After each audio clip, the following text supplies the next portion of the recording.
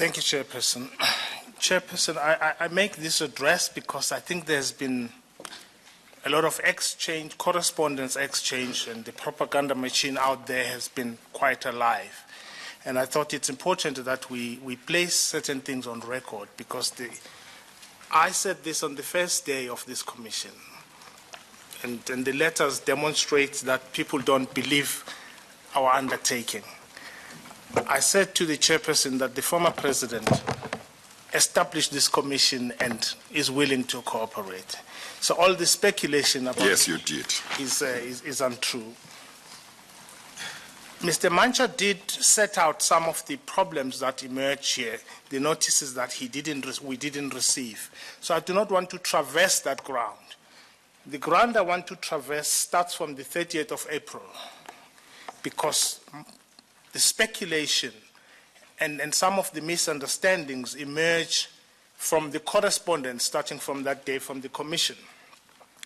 And the most important paragraphs in that letter of the 30th of April this year is that it says in paragraph 1A and B, the former president is being invited here to put his side of the story, to state his side of the story. And the second one says that the Commission wishes to ask him a couple of questions.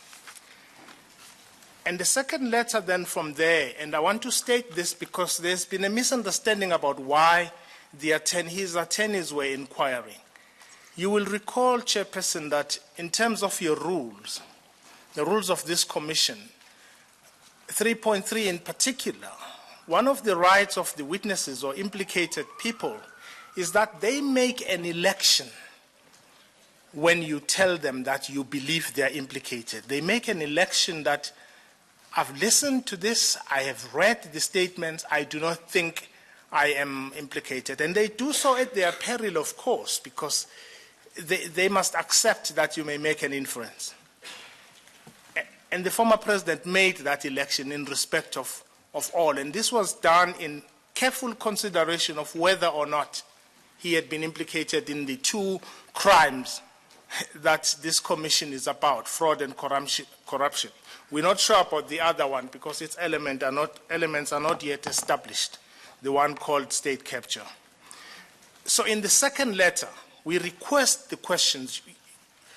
The chairperson will recall that in 3.10, it sets out a number of ways in which he could come here. And we asked for that specific,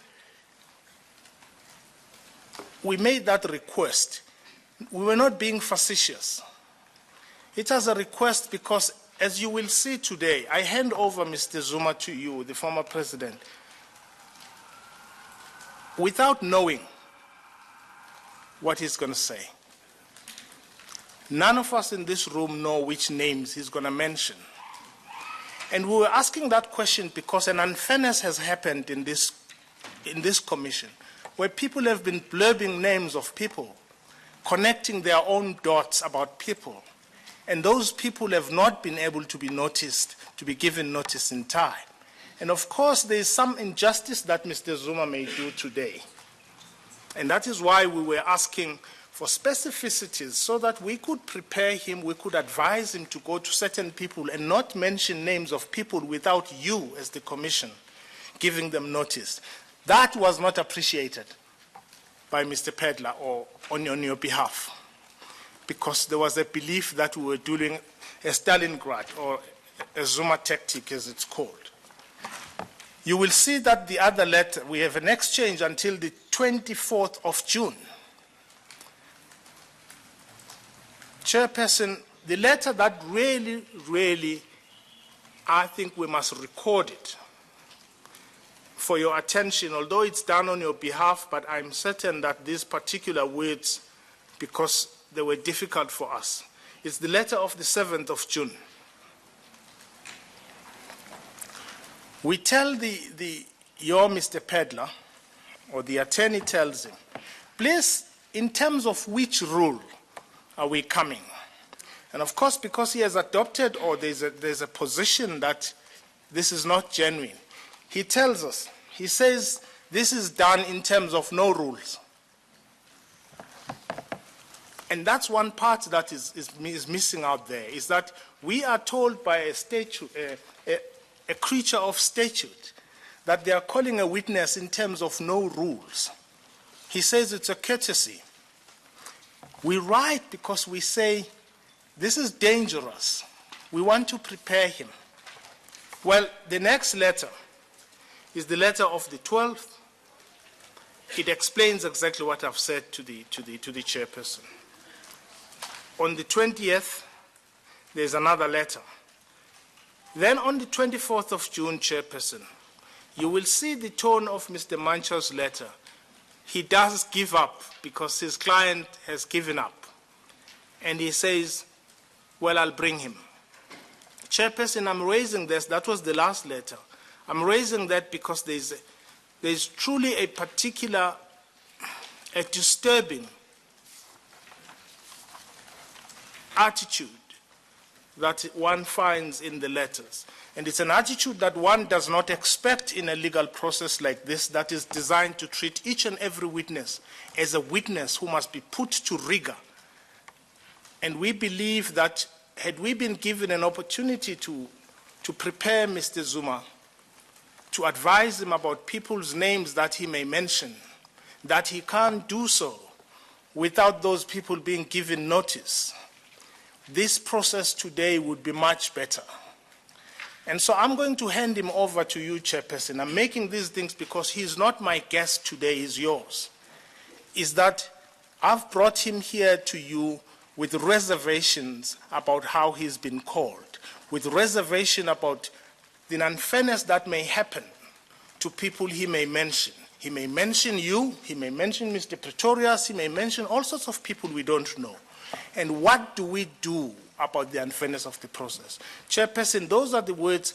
Insofar as the acrimony about his stance about this commission, I think we all know that the question about bias is not whether it's actual bias. It's when there is conduct in the commission that makes the witness feel some reasonable apprehension that he is biased. So I'm going to hand him over to this commission because he is your guest, and hope that he will be protected from himself. And those that he's going to mention are going to be treated fairly because they don't know he's about to out them. Thank you, Chair.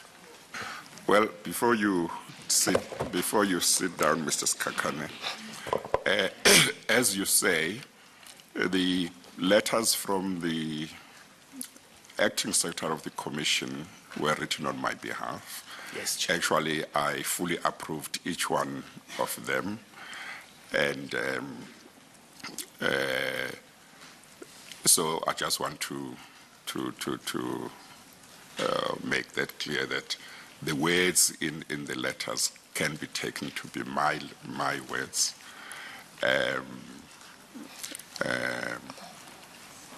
But we accept that the former president and his legal team have a certain view of the letters which we have articulated. We remain committed to making sure that this process is as fair as possible. Thank you, Chair. The last thing I want to say is that 1A of your first letter then is that because you ask him to come to do two things, is that he has asked me to allow him to do 1A of that request, which is to address you, to put his side of the story as he sees it, to connect his own dots. And that's what he's about to do. No, that's fine. We asked him to come and give his side of the story, and he will be allowed to do that. Thank you, Chair.